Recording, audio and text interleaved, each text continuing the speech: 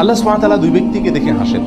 তাদের ভিতরে এক ব্যক্তি হলেন তিনি, যিনি প্রচন্ড শীতের রাতে আরামের বিছানা ছেড়ে দিয়ে শরীরে থাকা লেপ কম্বল ইত্যাদির উষ্ণতাকে উপেক্ষা করে ঝেড়ে ফেলে দিয়ে উঠে দাঁড়িয়ে যান এবং ওযু করে নামাজ শুরু করেন। এই ব্যক্তিকে দেখে আল্লাহ সুবহানাহু ওয়া তাআলা হাসেন এবং তার ফেরেশতাদেরকে বলেন, মা হামালা আবদি আলা মা সানা, কিসের আশায় আমার বান্দা এত কষ্ট করছে?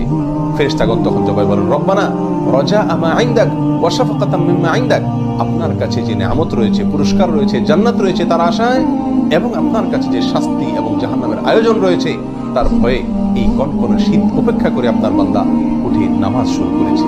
তখন আল্লাহ তাআলা ফেরেশতাদেরকে লক্ষ্য করে বলেন, ক্বাদ আতাইতুহু মা রাজা ওয়া আমানতুহু মিম্মা খাফ, তোমরা জেনে রাখো আমার বান্দা আমার কাছে যা আশা করেছে আমি তাকে তা দান করলাম, আর যে আযাব থেকে জাহান্নাম থেকে বাঁচার জন্য যার ভয়ে সে এমনটি করেছে আমি তা থেকেও তাকে নিরাপদ ঘোষণা করলাম।